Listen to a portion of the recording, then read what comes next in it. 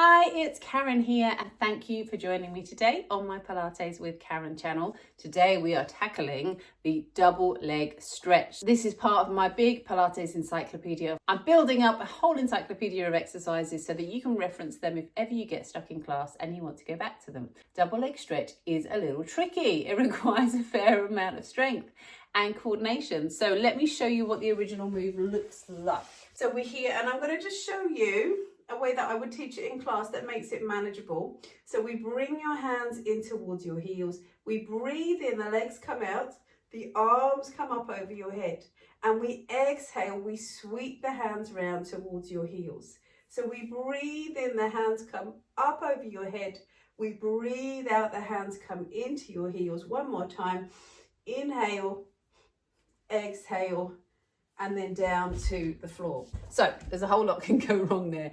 In my last video on the single leg stretch, I showed you how to tackle the head and shoulder lift. Let me just briefly go through that again, in case you haven't seen that one. I go into more detail in the last video. So if you struggle with that head and shoulder lift, and particularly with this one, because the arms are going up over your head, it can be really tricky and you can feel this kind of around the jaw.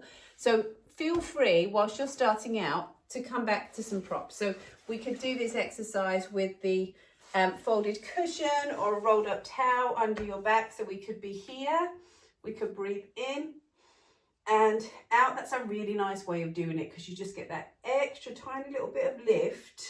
Or you can do it here with the ball underneath here and we come out and in. If you wanted to do it, and for anyone with issues around the neck, around the cervical spine, you could do this with your head and shoulders down on the floor. What I would suggest though, is that we don't take the legs out quite as far. So your hands are down and really feel for that connection through the ribs. Bring your knees in, breathe in, the legs come out, and really know for you how far you can take those legs. So pelvis, ribs down, you've got that control through the tummy. Once you take the legs further and you lose that connection here, you've lost the purpose of the exercise. So we want to feel the legs can come away, but you've still got that control through your tummy. So if you start to feel it in your lower back, you've gone a little bit too far. The arms then. Again, no Pilates police, but this is the way I like to teach the arms. You breathe in, the arms come up over your head, like you are lifting up a top hat. And then we sweep the hands round by your side. So we are here, we breathe in, we sweep, we come round. Try not to hit your table. We breathe in, sweep your hands round.